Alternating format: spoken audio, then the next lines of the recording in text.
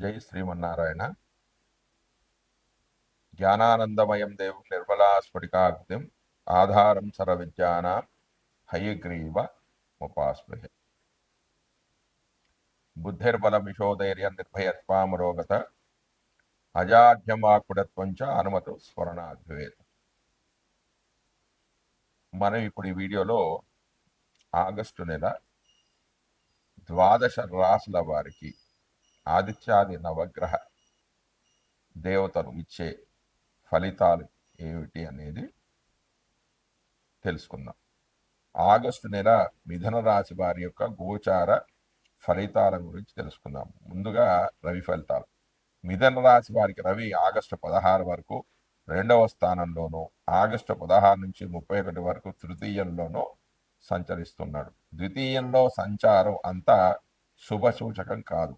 2వ ఇంట సంచారం వలన ధనాదాయం అనేది సరిగా లేకపోవడము, కుటుంబంలో కలహాలు రావడము.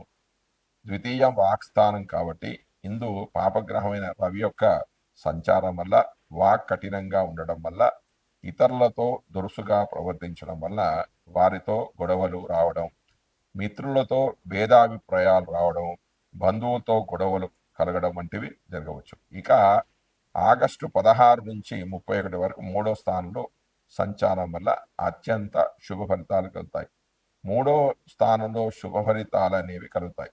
ఈ రాశి వారికి ఈ 3వ స్థానం అనేది రవికి శుభస్థానము, మరియు ఆ రాశి రవికి సొంత రాశి అంటే స్వక్షేత్రం కావడం వల్ల శుభ ఫలితాలు అనేవి ఎక్కువగా జరుగుతాయి అని చెప్పవచ్చు. ఇంతకుముందు ఉన్న భయాలు తొలగిపోతాయి, బుద్ధి అనేది వికసిస్తుంది, బుద్ధి బలం అనేది పెరుగుతుంది, జన సహకారం అనేది లభిస్తుంది, బంధుమిత్రుల అండదండలు అనేవి లభించడం వల్ల అనుకున్న పనులు విజయవంతంగా పూర్తి చేస్తారు, శత్రువులపై విజయాన్ని సాధిస్తారు, చిన్న చిన్న ప్రయాణాలు చేస్తారు, వాటి ద్వారా లాభాలను పొందుతారు, శారీరక బలం అనేది పెరుగుతుంది, వ్యాధులు అనేవి తగ్గుముఖం పడతాయి.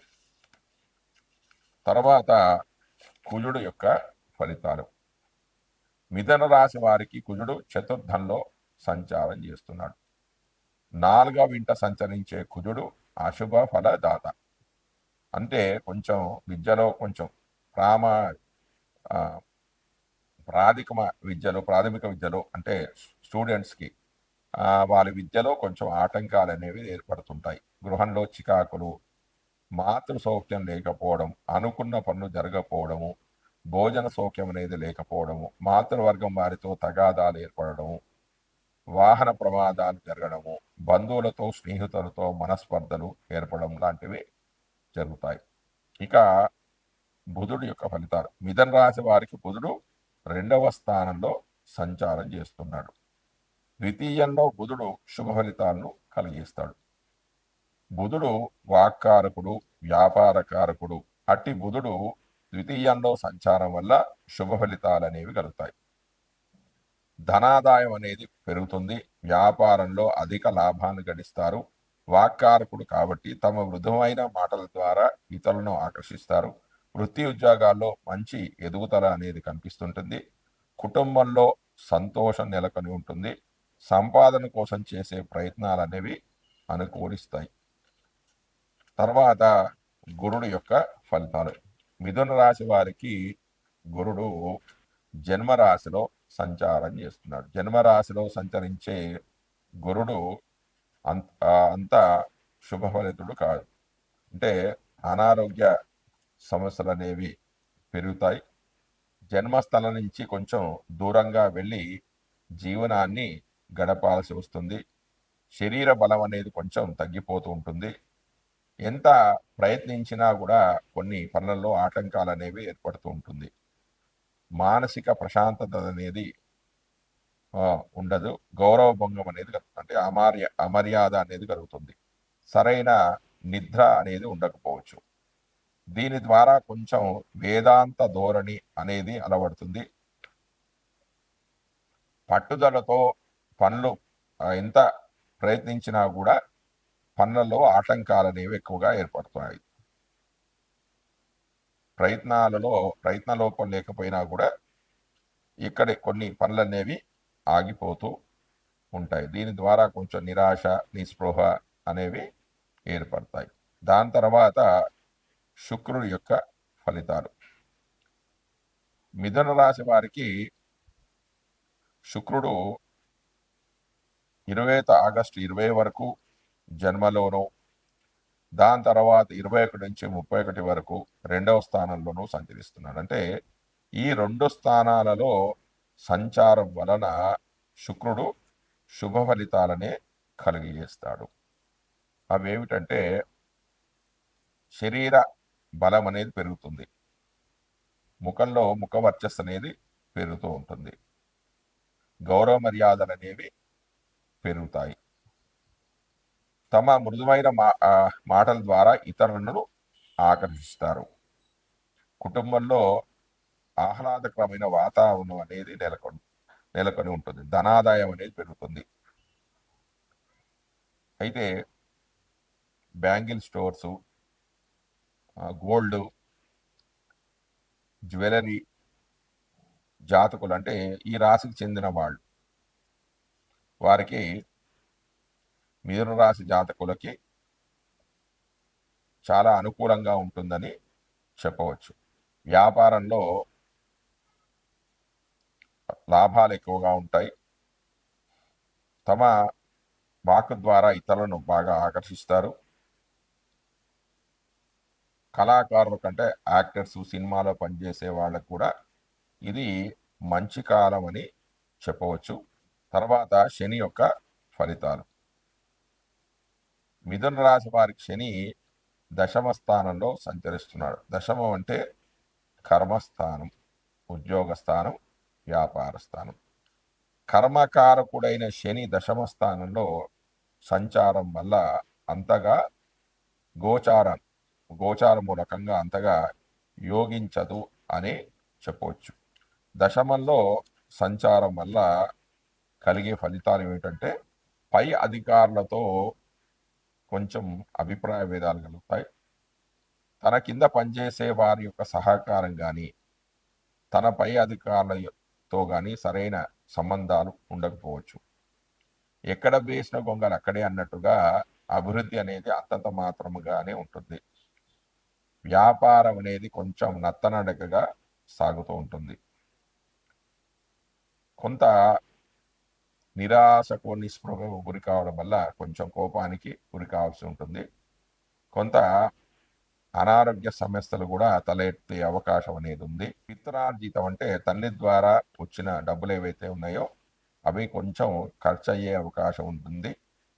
ధనాదాయం అనేది కొంచెం తక్కువగా ఉంటుంది. ఇతరుల యొక్క సహకారం కూడా లభించకపోవచ్చు. దాని తర్వాత రాహు యొక్క ఫలితాలు. మిథున రాశి వారికి రాహు 9వ స్థానంలో సంచరిస్తున్నాడంటే భాగ్యస్థానంలో సంచరిస్తున్నాడు. భాగ్యస్థానంలో పాపగ్రహమైన రాహు యొక్క సంచారం వల్ల శుభ ఫలితాలు అనేవి కలగవు. కాకపోతే కొంచెం ఖర్చులు చేస్తాడంటే పూర్వపుణ్యాన్ని సంపాదించుకోవడానికై తీర్థయాత్రలు, దేవాలయాలు సందర్శించడం ద్వారా పూర్వపుణ్యం అనేది లభిస్తుంది. కొంచెం డబ్బులు మాత్రం కొంచెం ఖర్చు అవుతూ ఉంటాయి. ఇది దూర ప్రయాణాలకు సంబంధించిన స్థానం కాబట్టి విదేశీ ప్రయాణాలకు కొంచెం ఆటంకం అనేది ఏర్పడుతూ ఉంటుంది.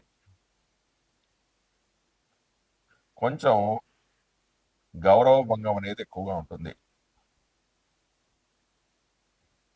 దూరపు ప్రయాణాల్లో ఆటంకాలు అనేవి ఏర్పడతాయి. మనం ఇంతకుముందు చెప్పుకున్నాం కదా, విదేశీయానాన్ని చేయాలి, ఆ ప్రయత్నాలు అనేవి అంతగా అనుకూలించవు. విద్యాభ్యాసంలో కూడా కొంచెం ఆటంకాలు అనేవి ఏర్పడుతూ ఉంటాయి. కొంత ధనాదాయం అనేది తగ్గిపోతూ ఉంటుంది. ఏది కూడా కలిసి రాదంటే భాగ్యహాని అనేది కలుగుతూ ఉంటుంది. దుష్టులతో సహవాసం అనేది కూడా ఏర్పడే అవకాశం ఉంటుంది. శుభకార్యాలకు ఆటంకాలు అనేవి ఏర్పడుతూ ఉంటాయి. తర్వాత కేతువు యొక్క ఫలితాలు. మిథున రాశి వారికి కేతువు మూడవ స్థానంలో సంచారం చేస్తున్నాడు. మూడవ స్థానంలో కేతువు యొక్క సంచారం వల్ల శుభ ఫలితాలు అనేవి కలుగుతాయి. కేతువు భక్తి జ్ఞాన కారకుడు. అటువంటి కేతువు పాపస్థానమైన మూడవ స్థానంలో సంచారం వలన, గోచారంలో సంచారం వల్ల శుభ ఫలితాలే కలుగుతాయి. అవేంటంటే చిన్న చిన్న ప్రయాణాలు చేయడం వల్ల లాభాలు అనేవి గడిస్తారు. సోదరులతో కానీ సోదరిమణులతో కానీ సఖ్యత అనేది పెరుగుతుంది. శారీరక బలం అనేది పెరుగుతుంది. ఇతరుల యొక్క సహకారంతో, బంధువుల యొక్క సహకారం, స్నేహితుల సహకారంతో కొన్ని పనులు అనేవి పూర్తి చేస్తారు. కార్యసంధానం అనేది చేస్తారంటే అనుకున్న పనులు, గతంలో ఆగిపోయిన పనులనేవి కూడా ఈ 2 నుంచి ఆ 4వ స్థానం నుంచి 3వ స్థానంలోకి కేతు యొక్క సంచారం వల్ల అవన్నీ కూడా జరుగుతాయి. దైవ కార్యక్రమాల్లో పాల్గొంటారు. అంటే విరివిగా దేవాలయానికి వెళ్తారు. పుణ్యక్షేత్రాలు, పుణ్యనది క్షేత్ర సందర్శనం అనేది జరుగుతూ ఉంటుంది. కొంత భక్తిభావన అనేది పెరిగే అవకాశం కూడా ఉంది. జయ శ్రీమన్నారాయణ.